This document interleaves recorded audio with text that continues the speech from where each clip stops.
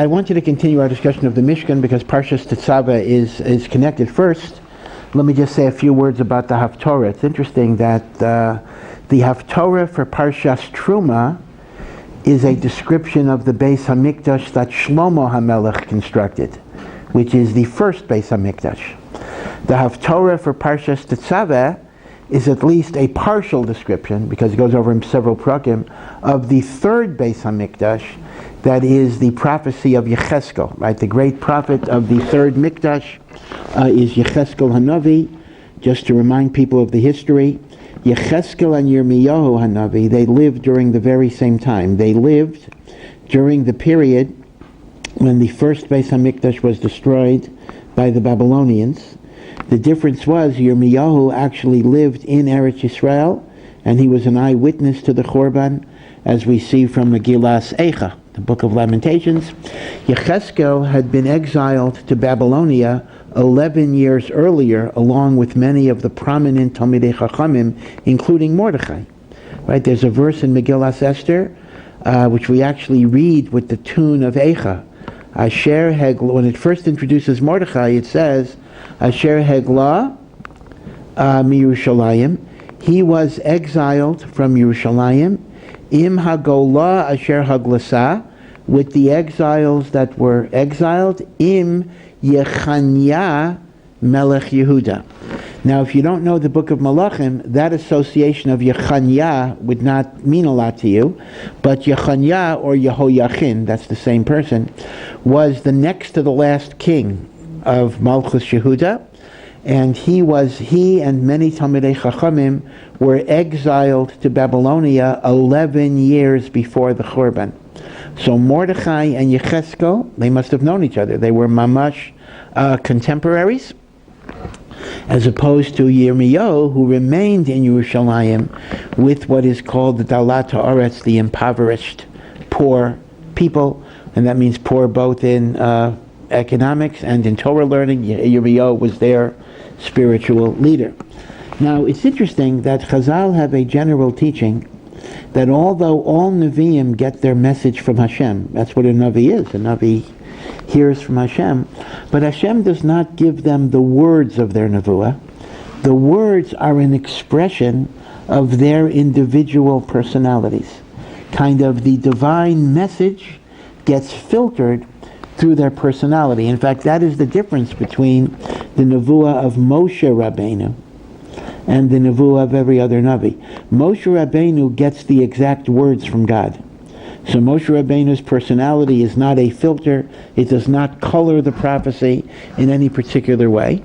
Other Nevi'im have images, pictures, dreams, which they then articulate the way they understand it, which is why, theoretically, a Navi might not even understand the full import of his prophecy. It's a certain vision that requires a measure of interpretation. And this is the deep meaning of the statement of Chazal, Ein shnei nevi'im misnavnim misignon echad, that two Nevi'im do not prophesy with the identical style, because each Navi brings a certain dimension of his personality into the interpretation of the Nevuah. So, for example, if we compare the visions of redemption in the book of Yeshayahu, who was much earlier. Yeshayahu was earlier than the other two Nevi'im. Yeshayahu was 100 years before the Churban. He was at the time of the exile of the 10 tribes. But Yeshayahu is the great prophet of redemption, of Geula. The 7 Haftorahs of comfort are all taken from Yeshayahu. But other Nevi'im also have messages of comfort. Yecheskel has many messages of comfort. But there's a very interesting difference, and you can actually see the personality of the Navi in play. Yeshayahu, we would describe, is a great abstract universalist. He constantly talks about all of the nations of the world shall come to Yerushalayim. Ki beisi beis tefillah yikarei l'chol ha'amim. My house, my temple, Hashem says, shall be a beis tefillah, shall be a house of prayer for all of the nations. He has visions of world peace, right? What they have at the UN. They will beat their swords into plowshares. Charavos le'itim, right? That is from the Navi Yeshayahu. Lo yisa goyel goy cherev. There will not, one nation will not lift its sword against the other nation. Lo yilmedu od milchama. Even the Mishalim, Gor Ze'evim Keves, the wolf shall lie down with the lamb, albeit the Rambam says that is a metaphor. But essentially Yeshayahu discusses universalism. They might call it the brotherhood of man, the idea that we will be united with all of humanity in the worship of God. But in that sense, Yeshayahu is very, very short on specifics. He has glorious abstractions of peace and goodness and happiness and joy. Yecheskel is much more what you might call a bricks and mortar prophet. It's very interesting. Yecheskel actually gives you kind of the street plan of Jerusalem, what the Beis HaMikdash will look like. It's very, very interesting that Yecheskel saw as his vision and his responsibility to communicate a tangible redemptive vision to Am Yisrael rather than an abstract universalistic vision. And thus, Yecheskel is the only prophet who gives you a detailed floor plan of what the third Beis HaMikdash is going to look like. Now, we did discuss last week a big machlokes. According to the Rambam, it is Mashiach's job to build the third temple. According to Rashi, the third temple will come down min hashamayim, and what we do is we build virtual bricks by our Torah and by our good deeds. We are building a brick in that celestial Beis HaMikdash that will come down min hashamayim. But be it as it may, Yecheskel is the only Navi that actually tells you what it's going to look like. Now granted, that doesn't automatically clarify the picture, because as we know, whether it comes to the Mishkan and whether it comes to the first temple, the second temple, or the third temple, without pictures, Chumash does not come with automatic illustrations, nor does Tanakh. It is very, very difficult to translate architectural structures into simple prose, and that's why the Meforshim have different disagreements regarding how the third temple will look like, just as there are disagreements regarding, everything. But nevertheless, we would characterize Yecheskel as having a very practical bent, because he's not simply focusing on it'll be a wonderful world and everybody's going to be happy and there'll be peace. He's actually saying what's in it for the Jews, so to speak. The Beis HaMikdash, Yerushalayim, indeed, how the tribes will be divided. There will be a new division of land for the Shvatim, which does not correspond to the book of Yoshua. A whole new Chalukat Haaretz. Well, he basically lays down a whole map of how Eretz Yisrael will be divided. It'll be divided into what you might call strips going from east-west, in which every Shevet is equal, which is an interesting phenomenon. How can Shvatim be equal if the populations are not the same? And yet he kind of has a system where every tribe has an equal strip in terms of length and in terms of width, going across from east to west. So I like to call Yecheskel a bricks and mortar prophet, because his form of comfort is to focus on the specifics of life in Eretz Yisrael, as opposed to the more universalistic, abstract vision that Yeshayahu Hanavi offers. How do you explain this? Again, this is what Chazal tell us, that all Nevuah is filtered through the personality and the interest of the Navi. What is important to him will affect what he perceives of the divine vision. It's also been pointed out that Yecheskel himself was a Kohen, and as a result he would have a natural interest in a lot of the details. Now, I don't want to spend the whole share on the Haftorah itself. I just want to point out a few interesting things. The phrase banned in Boston, whenever a book is banned or someone tries to ban a book or a sefer, there's an immediate interest in reading it. I remember years and years ago, the Lakewood Cheder, a famous well-known Cheder in Lakewood, sent out a book that was a translation of something written by the Torah Tamima about his uncle, the Netziv. And it was a very interesting book, My Uncle, the Netziv. I had read it in the Hebrew, and this was an English translation. And it was a book, and it was sent out for a fundraiser. And then, around 3 weeks later, we got a letter from the Lakewood Cheder saying, we will return your donation, please send back the book, and we will return your donation. It's come to our attention that this is a book that does not express authentic Torah values, and therefore we regret that we sent it out. Well, you can rest assured that after receiving such a mysterious note, anyone who received the book would absolutely read the book to try to figure out what is wrong here, like what is the problem. It turned out there were two, not really problems, but problems that the Lakewood Cheder perceived. Problem number one is that the Netziv, Rav Naftali Yehuda Berlin, again I'm digressing a little bit, but it's an interesting story, was the great Rosh Yeshiva of the world-famous Volozhiner Yeshiva, which is called the mother of all yeshivas. All the Eastern European yeshivas, Slobodka, Mir, Kamenetz, Baranovich, they all came from Volozhin. Now you may know that the Netziv was the main Rosh Yeshiva for 40 years, and the secondary Rosh Yeshiva was the great Rav Chaim Soloveitchik, who later became the Rav of Brisk. And Rav Chaim Soloveitchik, in fact, married the Netziv's granddaughter. Now, the story goes that Volozhin was closed down by the Russian government in 1892. And that's when the other yeshivos really started. And that's when Rav Chaim became the Rav of Brisk, succeeding his father, the Beis Halevi, and the Netziv died shortly thereafter, and it's often said he died of a broken heart. It was absolutely devastating to him.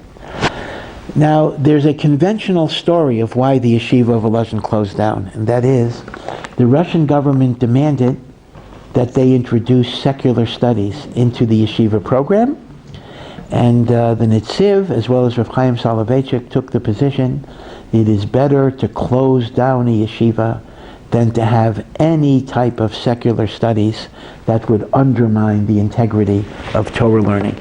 That is the official version of why the yeshiva of Volozhin closed down, and that became the Masorah in the Eastern European yeshivas. Again, Rav Hirsch in Germany had a different shita, but in Poland and Lithuania, that was the shita, and that became the shita primarily in the Haredi yeshivas of Eretz Yisrael, not to allow any type of secular studies. Now, that's the official version, and that has been lovingly passed down for 170, 180 years, as it were, as the official story. The Torah Tamima, Reb Baruch Halevi Epstein, who himself was a banker, a big Talmid Chacham, the son of the Aruch HaShulchan, he was the Netziv's nephew, and he was the Netziv's secretary. He was a 14-year-old, but he helped the Netziv in the office. And he was there when Volozhin was closed down. And he had a different version of the story. His version of the story was the Netziv himself was not averse to secular studies.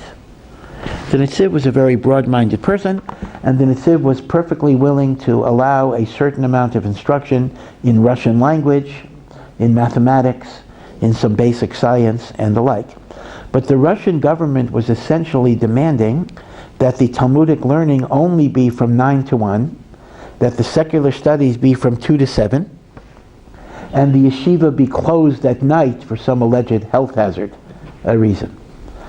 So the Torah Tamima said the Netziv was perfectly willing to accommodate 1 or 2 hours a day of this instruction, but not to simply turn this into a part-time school.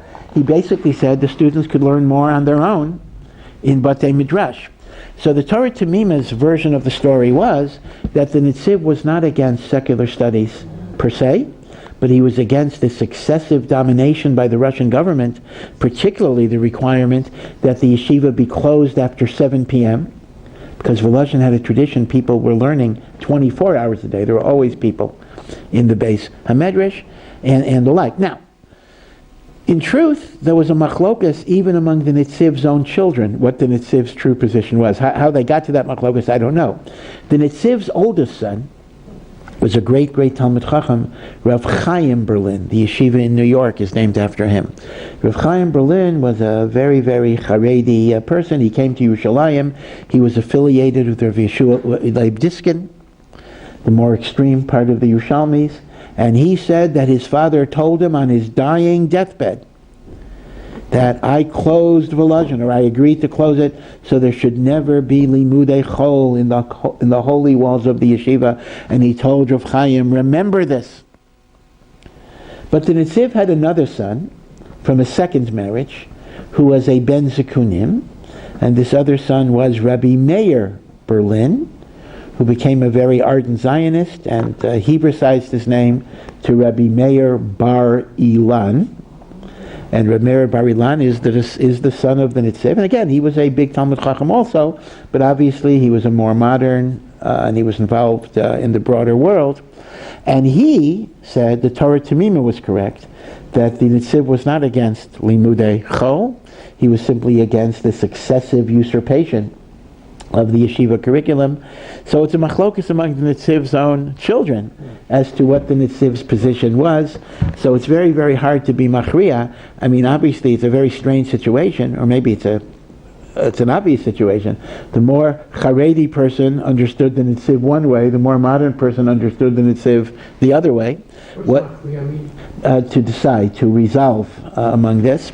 And the Torah Tamima himself was in the more modern version. So apparently, when this was brought to the attention of the Lakewood Cheder, they decided that they wanted to withdraw this view because this was a tacit endorsement of some type of secular studies. It would have supported the legitimacy of YU or Torah, and Lakewood didn't want to do that, so therefore they had to send a recall notice. That was one problem. The other problem is the Torah Tamima recounts a conversation he had with the Netziv's first wife, which was his aunt.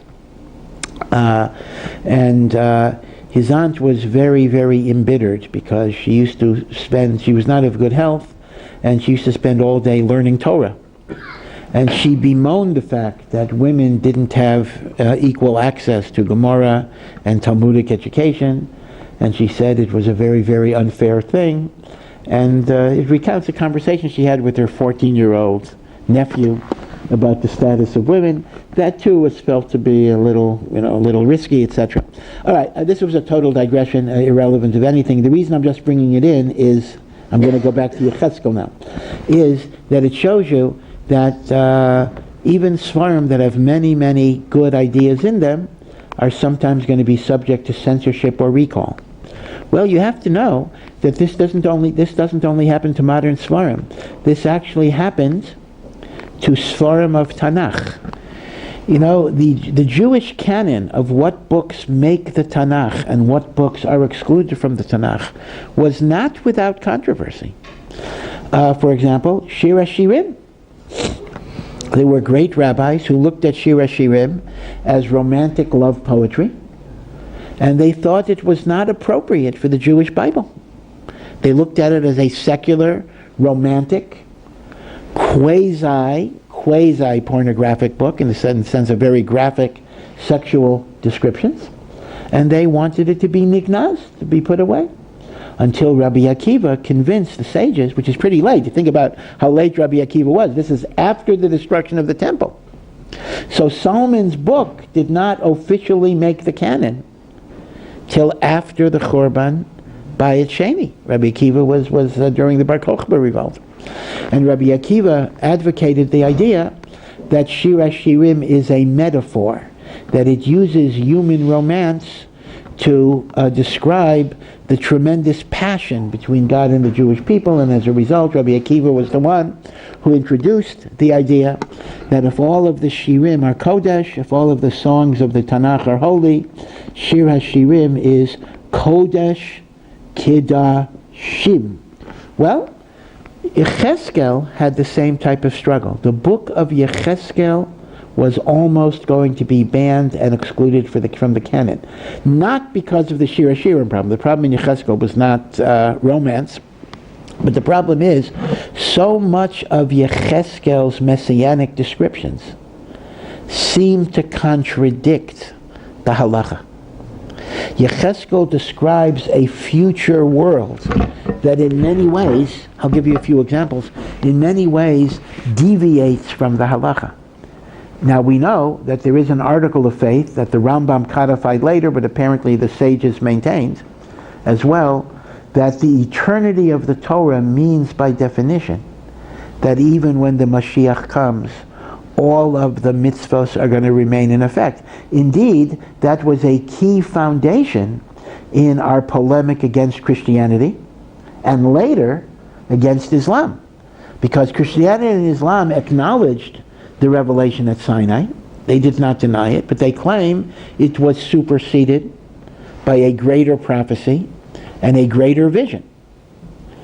Our argument, again, without proving it, but just asserting it, our argument is that the eternity of the Torah precludes any change in its mitzvot. So for example, any type of teaching, it was not so much of Jesus, but of Paul, that the commandments of the Torah have been superseded by justification by faith, that now all you need is faith and not works, etc., which essentially is the argument that the covenant of Sinai has been abrogated and replaced by a covenant of faith. We totally reject that because of eternity of the Torah.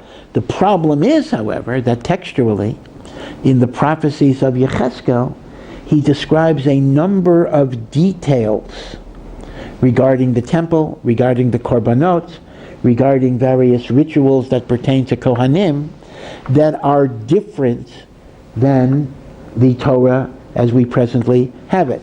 So for example, he states a rule, a very strange rule, that says a Kohen can only marry the widow of a Kohen. Now, that clearly doesn't fit anything in the Torah, because what type of Kohen are you talking about? If you're talking about a regular Kohen cannot marry a divorcee, but a regular Kohen can marry any widow, whether the husband is a Yisrael or not. So why are you being machmir on a regular Kohen that he can only marry the widow of a Kohen? And if you're talking about a Kohen Gadol, then it's the other way around. The Kohen Gadol can marry no widow, including the widow of a Kohen. So apparently this is an example of a change of halacha that is either being strict on a Kohen hedjot, a regular Kohen, or being machmir, the other way around. Being strict, or either being strict for a regular Kohen, or being lenient for a Kohen Gadol. Does he deny that a Kohen can marry a virgin? No, a Kohen can, I'm sorry, if I misspoke, that's not true. You can certainly marry a virgin, but he restricts his, which non-virgins, right. Other things, the korbanos, he has a whole ritual of korbanos for Rosh Chodesh and Pesach that are totally different. So, as a result, Chazal wanted to be Gonez Yecheskel, because Gonez meaning put it in Shemus, so to speak, because they regarded the book as heretical. A Navi of God is engaged in heresy. So the Gemara credits the rescuer, the redeemer of Yecheskel, was a certain person who's otherwise not very well known to us, Hananiah ben Chizkiah, who locked himself in an attic, so to speak, and he took 300 barrels of oil, kind of to burn the midnight oil, to work out all of these contradictions, and he finally came up with various answers to reconcile the book of Yecheskel with the Torah. Now, unfortunately, we are not privy to his actual reconciliations, so all we have are the various struggles of the commentators to try to work things out, and we don't know if that's what he worked out or whatever it is. But without getting into all of the details, because to really study this, these are the last 8 chapters of the book of Yecheskel. The first 40 chapters are not such a big problem, but the last 8 chapters is where this future vision is communicated. There are many different interpretations. I'll just mention the 3 basic interpretations. Interpretation number 1 is by twisting and turning and convoluting language, you manage to squeeze it in so it fits with the Torah, meaning to say, you don't interpret the verses in a straightforward way, but you twist and you turn and you kvetch, and you make the verses fit the halachos of the Torah. So, for example, in the verse that I cited, a Kohen can marry a widow, mi Kohen, from a Kohen. So the way it's interpreted is, a Kohen can marry a widow, and this is what a Kohen can choose. In other words, you have to look at the Hebrew, but if you manipulate the language long enough and you massage it long enough, you'll make it fit. That's pshat number one.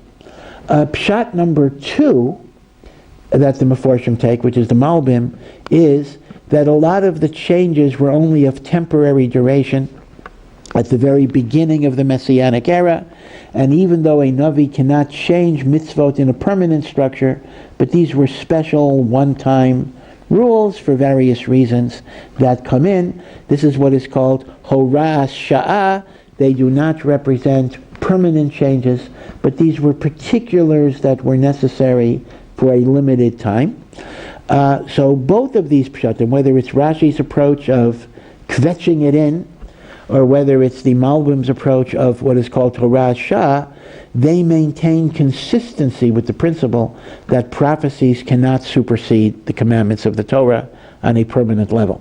There is, however, a third view that is espoused by Rav David Kimki, the Radak, one of the great commentaries, that actually does say that the Messianic era may have new rules and new procedures and new mitzvos and new halachos. And that, of course, gets you into the problem of Christianity and superseding and everything else. But the Radak says, obviously, we don't believe in the second coming. So Mashiach will not die before he accomplishes his mission.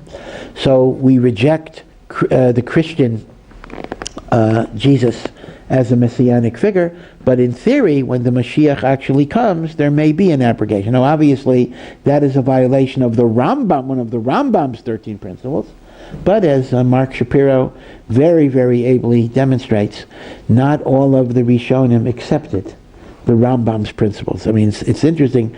We speak about the Rambam's 13 principles as if they are so obvious and so widely accepted that everybody agreed with them. That's not very true. Issues such as the eternity of the Torah in the Messianic age are far from clear. The Rambam does indeed say all of the commandments will remain in effect, but the Radak understands the Nevuot of Yechezkel to indicate that things may be superseded. So again, as I say, to truly study this, you have to sit down with a Chumash and with a Sefer Yechezkel and literally go through the last 8 chapters, verse by verse by verse, to compare differences and then see how those differences are ironed out. We don't have the time right now to do that, but I just wanted to highlight that connection to the Haftorah and the fact that Yechezkel is one of the most controversial prophets, precisely because there is much in his text that is different than the Taryag mitzvos of the Torah. Yeah. Sorry. Yeah. We're talking about the Torah and it's perfect. Okay, but in terms of like it sounds like such a minor difference. Once you have any difference, is a problem. But are there major differences? No. So that's something that's very comforting, actually. Meaning to say, in spite of the fact that Yechezkel raises the major theological problem of the Torah changing, sof kol sof, the changes are technical, they are small, they do not pertain to the fundamentals of the religion. So that much I think we could at least see that we're not talking about wholesale change, wholesale abrogation. You're not talking about Paul's idea that the whole Torah has been canceled by the doctrine of justification by faith. Right? So Yechezkel is talking about you bring a cow instead of a bull. Yechezkel is dealing with what you might call detail. So in that sense, the basic idea of the Rambam has been salvaged, but as I say, the devil is in the details. But on some of the details, there are going to be problems. Yeah. If we're allowed to cook the book, so to speak, to cook his language, his descriptions of the basic Mikdash, to make it conform to right. Chumash, are we also allowed to have a certain liberty with his descriptions of these horrible wars of Gog and Magog, which contradict the spirit with which we anticipate our redemption, namely, as a joyful and liberating time. Yes, so again, that's a very good point. Lauren's bringing up the idea that yet another thing that is in the book of Yechezkel, which is not the Haftorahs for these weeks, is the description of the apocalyptic wars of Gog and Magog against the Jewish people. And these nations are not precisely identified. By the way, it's not Gog versus Magog. Gog and Magog are on the same side, and they attack Am Yisrael. And all we know is they come from the north. That is really the only description that we are really given. And it talks about a very awful time, a cataclysmic time, a time of destruction, desolation, death. This is one of the primary sources of the well-known phrase in Chazal, Chavlei Mashiach, the birth pains of Mashiach. The analogy is that just as birth is preceded by pain, so too the Geula, which is the new birth, is preceded by pain and upheaval. And it's very interesting that it is described as a horrendous war, but there's a tradition they bring from the Vilna Gaon that it will only last for 12 minutes. And for 200 years, nobody understood what type of war could last for 12 minutes. Unfortunately, today we do understand. But you are correct that the Vilna Gaon articulates a whole theology that Gog and Magog is only one possible scenario.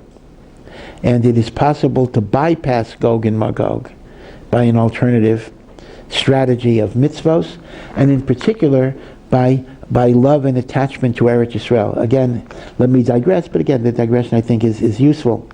There is a sefer that was written by a Talmud of the Vilna Gaon, Rav Hillel of Shklov. Shklov was a town in Lithuania, and the sefer is called Kol HaTor. Tor with a tuf. Kol HaTor means the voice of the turtle dove. And this is a phrase in Shir HaShirim, Kol HaTor Nishma B'Artzenu. It is the turtle dove kind of beckoning and calling for the redemption.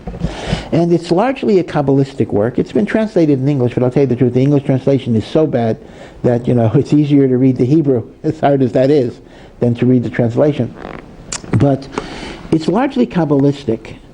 But and again, it was written well before Theodor Herzl. It was written in the 1840s, 1830s, 1840s. But it develops a thesis that Rav Hillel says he heard from the Vilna Gaon, that the return of the Jewish people to the land of Israel and the physical rebuilding of the land is the key that will bring Mashiach into the world. And his argument is that we know, Chazal tell us, that before there's Mashiach ben David, there's an enigmatic figure called Mashiach ben Yosef. And Mashiach ben Yosef is supposed to get killed in the wars of Gog and Magog, and then pave the way for Mashiach ben David. So here is the thesis of the Kol HaTor, which is a very, very dramatic thesis. He says Mashiach ben Yosef doesn't have to be a person who will be killed. Mashiach ben Yosef can be a movement. And just as Yosef prepared the economic foundation for the Jewish people to live in Mitzrayim, right, Goshen, and he sustained the land for 7 years, so too Mashiach ben Yosef can refer to the movement of the Jewish people to come back to Eretz Yisrael, build up the physical infrastructure of the land, and that will pave the way for Mashiach ben David, the spiritual revival. And the Vilna Gaon argues, if it's done in that way, if Mashiach ben Yosef becomes the movement rather than the person, you could circumvent the wars of Gog and Magog. Now, if you understand the implications of this, it's quite staggering, and that is why many people consider this to be a forged work and not an authentic work. Essentially, the Vilna Gaon sees a role in the redemptive process of even a secular type of Zionism, in the sense that the physical building of the land, the infrastructure, the agriculture, the manufacturing, the settlement, is one of the keys that will bring and accelerate a redemptive process. Now, the Kol HaTor which for many, many years was in manuscript, it was not printed, was a book very, very well known among the Gedolim of Lita in Lithuania. It had an influence on the Netziv, and it had an influence on Rav Kook. Because if you're familiar with Rav Kook, you can see that a lot of what I described in the Kol HaTorah was taken up by Rav Kook. Now, Rav Kook, of course, made it a bit more radical, because I don't want to misspeak. The Vilna Gaon did not say that secular Zionism will do it, but he talked about Shivat Zion. Rav Kook built on that by saying even the secular, even the godless, even those who don't believe in God, they are fulfilling a divine mission. Rav Kook used to say, some people come to Eretz Yisrael because of their connection to HaKadosh Baruch Hu. Others will come to HaKadosh Baruch Hu through their connection to Eretz Yisrael. And even a person who consciously thinks, I'm coming here because of nationalism, because of socialism, because of Zionism, because of a million reasons, is really coming here because his neshama wants to connect to HaKadosh Baruch Hu. He may deny it, he may not think it's true, but that is the actual dynamic. So I don't want to say the Vilna Gaon and Rav Kook had the same philosophy, but a lot of the shorish of the thoughts that Rav Kook eventually developed were rooted in this Sefer Kol HaTorah. As I say, it became a very controversial Sefer. There were people in the anti-Zionist camp who treated this as a forgery. They basically said this could not be what the Vilna Gaon said. It is impossible. The Maskilim made up words in the Vilna Gaon. But I'll tell you, a great, great man who was really very, very Haredi person, Rav Chaim Friedlander, Zichrono Livracha, who was the Mashgiach of Panovich, and he was certainly not a religious Zionist figure, but he did very careful historical research on this Sefer. And he concluded it is an authentic Sefer of a Talmud of the Vilna Gaon. Now, maybe the Talmud might have misrepresented, but Rav Hillel of Shklov is known as a very highly respected Talmud of the Vilna Gaon.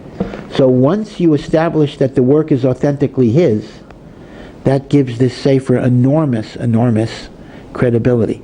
Kol HaTorah, it's very hard to read because it's based on a lot of Kabbalistic teachings. It's hard to penetrate them.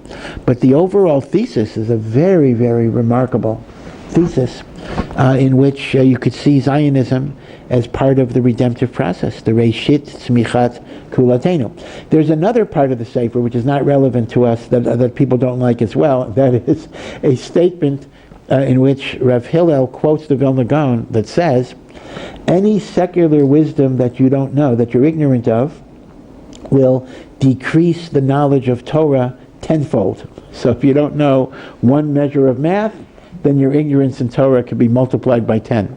And therefore the Vilna Gaon said there's a nechitzut, there's an absolute necessity to study the Chachmat HaOlam. He meant primarily not humanities, that's a separate issue, but he meant primarily mathematics, science, astronomy, and the like. And the Vilna Gaon said, without that, your knowledge of Torah is inadequate and it is defective. People didn't like that one either, right? Was the Vilna Gaon himself an expert mathematician? He absolutely was, and in fact, he commissioned one of his students to translate Euclid's elements into Hebrew, so those who are not familiar with the foreign languages would be able to master the elements of geometry. This is called Ayol Mishulash, and indeed it's available on HebrewBooks.org, the free site for all of the Sfarim. And he was very, very interested in it. So, and again, there are stories. Part of it might be legendary, I'm not sure. The Vilna Gaon, as a young man, traveled. He went into Golus. He went into voluntary exile. And the stories go that he had several discussions with very eminent mathematicians. And he answered various questions that they had. His family name was Kramer. So there's something in math that's called the Kramer something. Yeah, I'm not sure what it is. And it is said that the Kramer something is from the Vilna Gaon himself. It's kind of entered mathematical science. By the way, Rabbi Sol Salanter later also had a son who was a very, very eminent mathematician. Unfortunately, Rabbi Sol Salanter's son was not religious. That was a very, very big tragedy in Rabbi Saul Salanter's life, but his son introduced what's called the Lipkin, that's the family name, parallelogram. That much I do know. Again, I don't know what it is, but whatever it, I mean, it's a parallelogram, but I'm not sure, what you would need to do to invent a new parallelogram. But be it as it may, it's called the Lipkin parallelogram, and that is indeed Rabbi Saul Salanter's son. But as I say, that's a much more tragic story. In fact, the Maskilim were so happy. Rabbi Saul Salanter's own son left the Torah world to be a prominent secular a professor of mathematics. So they put in whole page ads in the Yiddish newspaper congratulating Rabbi Saul Salanter on the great achievements of his son. And they said, "We are sure the eminent rabbi is bursting with pride over the achievements of his son." And Rabbi Saul Salanter put in his own full page ad saying that my heart is broken, and if anyone could help my son come back to tshuva, that would be the greatest joy of my life. Because it was very important that he had to, even though it was embarrassing to him, he had to disassociate himself. The Maskilim were essentially claiming Rabbi Saul Salanter as one of their own. They even said something like, "We are sure the path that the son took was based on the teachings he absorbed from his father." So Rabbi Saul Salanter had to make a very, very sharp association. Do we have records of this? We do have records of this. Really? Have you seen it? I've seen a few things. I could direct you to a source. I will tell you this. We do have a letter that he wrote to his son, a very tragic letter, sad letter. He begged his son that if you're going to eat non-kosher, better to eat from a kosher animal than a non-kosher animal, meaning eat nevela, eat non-kosher beef rather than chazer. Rabbi Saul Salanter saw a difference in the spiritual detriment of those different foods. But okay. How I got onto that, again, digression on top of a digression. I was simply answering your point about the descriptions of Gog and Magog can indeed be circumvented in an alternative way.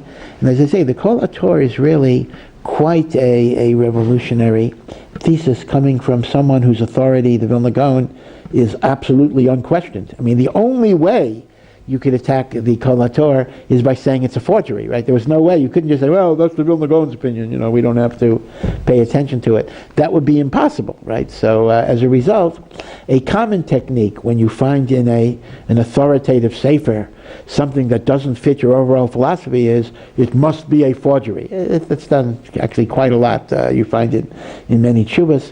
When we discover a rishon that says something that doesn't agree with our theology, we say forgery, which usually is not true. Okay, so that's what I wanted to say about the Haftorah. Let me go back to the parsha itself. Really, it's still last week's parsha because these two parshios are connected. I want to talk a little bit about the Aron HaKodesh.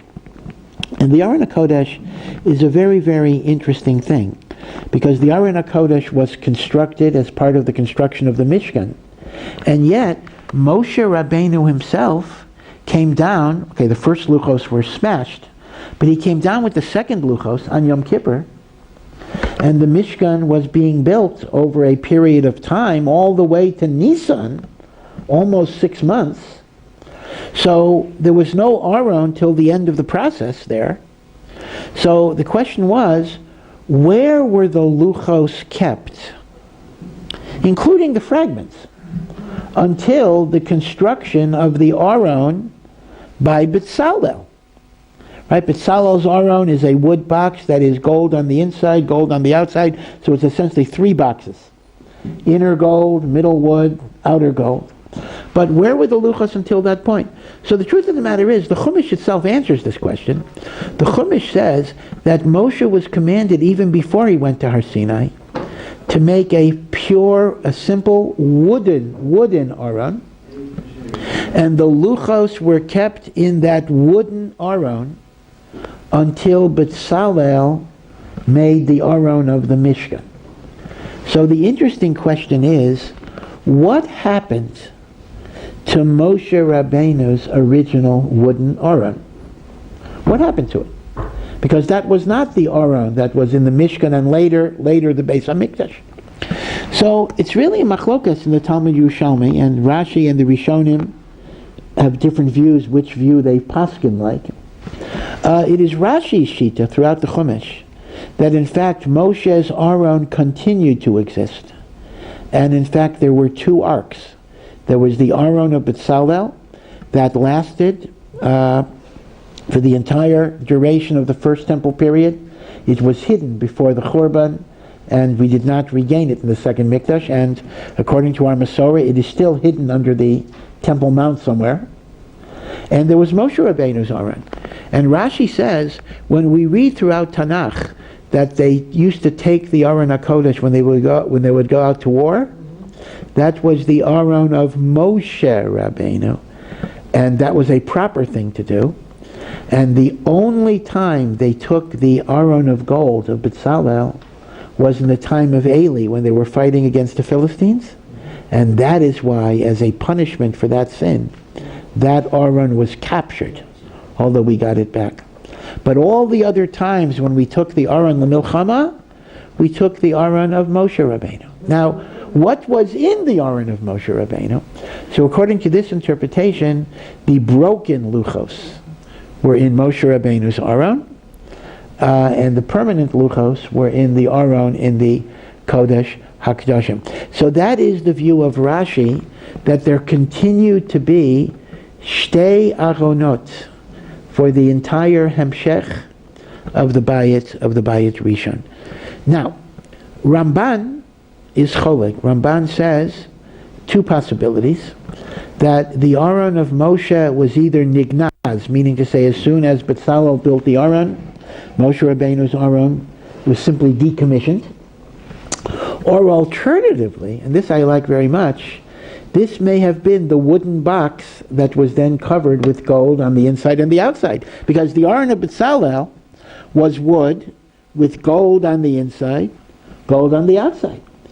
Is it not logical that essentially this was Moshe Rabbeinu's box of wood that became the foundation, so to speak, of Betzalel's Aron? And according to Ramban, when it says they took the Aron out to war, they took the Aron of Betzalel out to war. So they didn't do anything different in Eli's time, and the reason the Aron was captured was not because there was any sin in taking the Aron out, but because of other sins that they were deserving of divine punishment. So that's a big machlokas. Were there two Aronot, or was there only one Aron? Now, if you behold, in the Aron, there was both the Luchot and the Shivrei Luchot. They were both in the Aron. And the Gemara in Nidarim gives us a very profound and beautiful lesson about respect for the elderly who maybe have diminished capacities. And it says, if a Talmid Chacham has forgotten his learning, you must still treat them with respect and with honor, because even the broken tablets of the Torah that no longer they could no longer be read, you can no longer see the Torah in them, are given a place of honor in the Aron HaKodesh. Luchos v'shivrei luchos. Yeah. To the first interpretation, whereby they were food. Yeah. Where did Moshe Rabbeinu get the technical skill and the material to construct? Well, I don't know. Well, it's not so. Well, listen, I don't know if I could do it, but I don't think it's that hard. I don't think you need tremendous skill to nail together a wooden box. It was a wooden box. It was not gold. It was not covered by gold? No, it was not. Only Betzalel's Aron. Moshe Rabbeinu's Aron was a wooden box. So Moshe Rabbeinu could do it. Now, one other interesting point. Well, a few interesting points I want to make before we end. And that is, we know the Aron was kept in the Kodesh HaKadoshim, and we have this general impression that, of course, only the Kohen Gadol went into the Kodesh HaKadoshim one time a year on Yom Kippur. But do you actually know that every time during the Shalosh Regalim, the Kohanim would open up the parochas of the Kodesh HaKadoshim, and people standing there would have an eye view of the Aron HaKodesh. So people saw the Aron, and people saw the Kruvim above the Aron. And Chazal say an amazing thing. There was a miracle. The Kruvim were angelic children. And when we were in God's good graces, the Kruvim would embrace. And when we were not in God's good graces because of sin, the Kruvim would turn away from each other. And during the Shalosh Regalim, which was a time of Ratzon, Eis Ratzon, the Kruvim would embrace.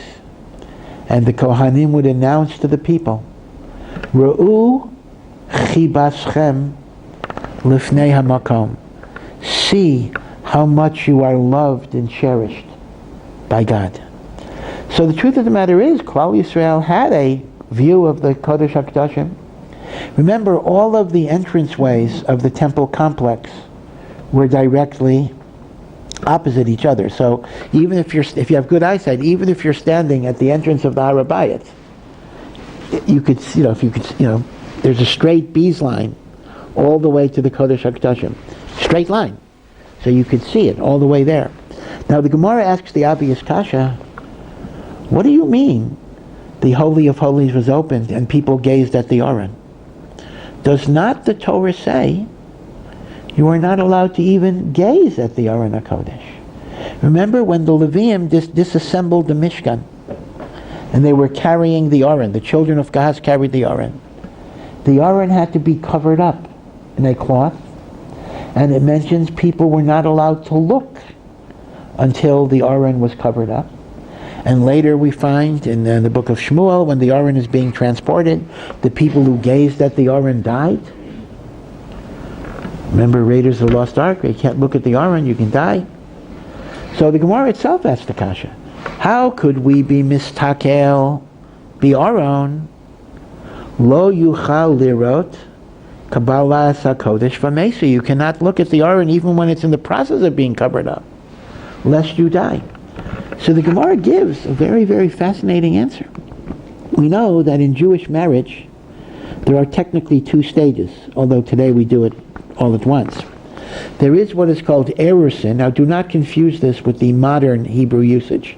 In modern Hebrew usage, erusin is simply engagement. That is not what it means in the Torah, and it's not what it means in Chazal. Erusin is the actual giving of the ring. Hareyat mekudeshet li, when a man gives a ring to the woman and says the words in front of witnesses, Hareyat mekudeshet li, she is now called, she's an Eshes Ish, but she is an Arusa. She is his wife min HaTorah, but he's not yet obligated for support and the like.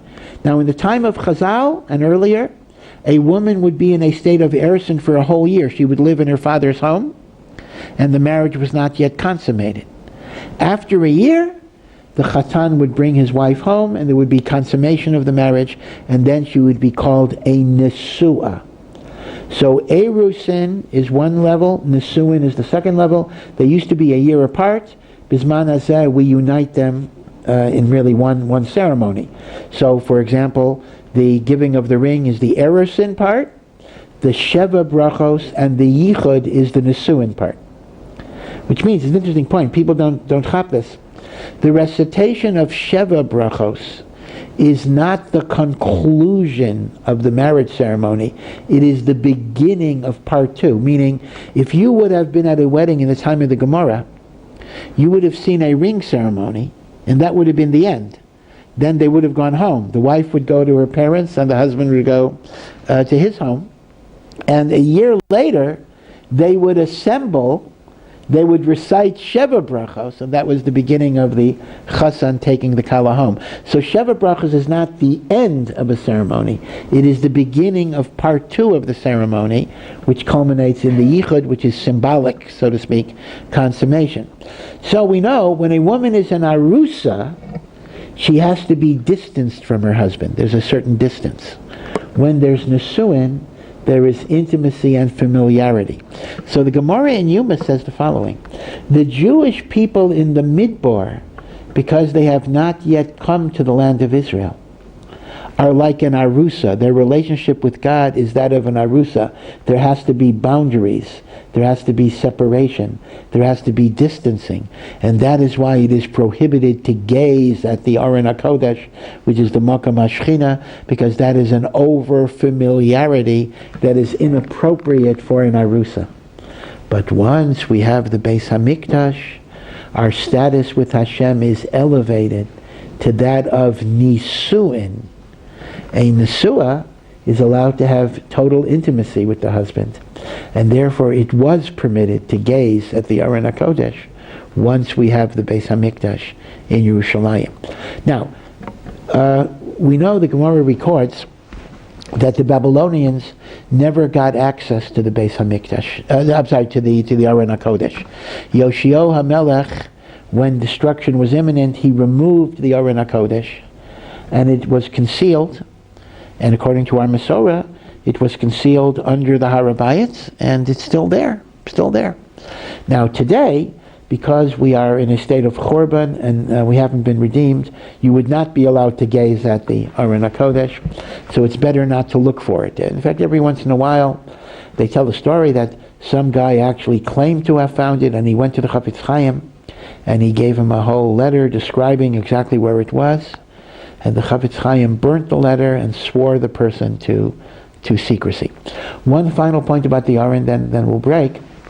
That is, the Aron was transported by staffs, meaning to say there were rings on the side of the Aron, and there were poles that were put in the Aron, and the Levium would carry the poles on their shoulder, and they would transport the Aron HaKodesh. Actually, technically it says the Aron lifted them, but at least physically it looked like they were lifting the Aron. So the Torah then gives you a halacha, and this is a mitzvah in the Torah, that when the Aron is at rest in the Kodesh HaKadoshim, you are not allowed to remove those poles. This is a lo sasa. If somebody removes the poles from the rings on the side of the Aron HaKodesh, they can get lashes, they can get malchus. Lo yasuru mimenu. It is one of the 613 commandments. So the question becomes, why is that so important? Why is it so important that the poles of the Aron remain with the Aron even when the Aron is at rest? What would be such a problem if we insert them when they're needed for transportation? So the Chafetz Chaim says a beautiful word. The Chafetz Chaim represents Torah learning. It is the Torah. The poles that support the Aron represent those who support the learning of Torah, both financially and also emotionally by showing respect and building people up. So, what the Torah is saying is, all of the people who bore the burden of supporting Torah in this lifetime, even when the Torah learners come to their final rest in Olam Haba, the supporters are going to be with them. The supporters are not going to be relegated to an inferior position. Just as we find with Yisachar and Zevulun. Yisachar was the tribe devoted to Torah learning, Zevulun was devoted to commerce, but Zevulun used his resources to help Yisachar. Zevulun is a co-equal partner in all of Yisachar's learning. The Chafetz Chaim says the Badei Ha'aron are the Machzikei Torah, and the Machzikei Torah remain with the Lomdei Torah even when they come to their final rest in Olam Haba, which is symbolized by the Kodesh HaKadoshim. Now it's interesting, the Chafetz Chaim brings that if you remember, when Yaakov is struggling with the angel of Esav, and the angel of Esav smites Yaakov on the thigh, and Yaakov is limping. So the Zohar says a fascinating thing. Yaakov in Kabbalistic symbolism represents Torah. Avram represents loving kindness. Yitzchak represents divine service. Yaakov represents Torah. And the angel of Esav wants to vanquish Torah. And he doesn't succeed. But he gets a partial victory. The thigh supports the body. So when Yaakov is limping, that means the angel of Esav achieved a victory, that the support of Torah will always be weak and precarious. And therefore, if you look around and you say, why is there so little money available for Torah study? That was the victory of the angel of Esav. Ad Kidei Kach that the Chafetz Chaim says that any Jewish educational institution that does not have financial problems, one must question its authenticity. Because if it would be an authentic Torah institution, it has to suffer. That's inevitable. Now, Don't use that as an excuse. If some Jewish cause needs your resources, you don't say, hey, you guys are supposed to be poor. I'm not supposed to support you. This would be analogous to an argument that some Christian theologians made. You know, when anesthesia was introduced for childbirth in the 19th century, so there were Christian theologians, all of whom were men, who said women are not allowed to take anesthetic because that's a contravention of God's curse to Eve. You shall bear children with suffering. You must suffer. What gives you the right to alleviate suffering? So they actually said a woman must give birth naturally. She cannot take any painkillers to dull the pain. Now, Judaism rejects that position because we make the following distinction. We differentiate between what you might call a curse and what's called a mitzvah. The Torah doesn't say as a commandment, thou must suffer, thou shall suffer. The Torah is simply describing the natural order as God made it.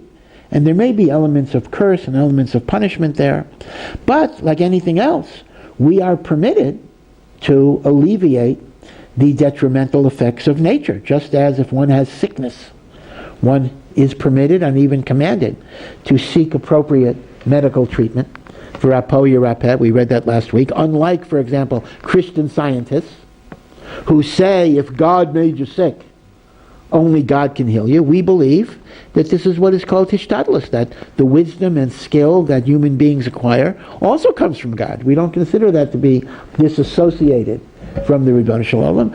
So the same thing here. The fact that it is the nature of childbirth, that it is a physically painful experience, does not mean we don't have license to try to make it a little easier. So the same thing with support of Torah. The fact that it's the nature of things that the support of Torah is going to be difficult is not an excuse not to serve, not to support Torah. Lehepech, it creates a greater imperative to support, precisely because it'll always be in a vulnerable position. And that's why the Chofetz Chaim very much emphasized the idea of supporting Torah, and he reads this into the idea that the Badei HaAron cannot be removed with the Aron. They will have equal reward in Olam Haba to all of those who learn. So I all wish you well, and Mr. Hashem, I will be back in hopefully in 2 weeks, and we'll go back to you. Take care.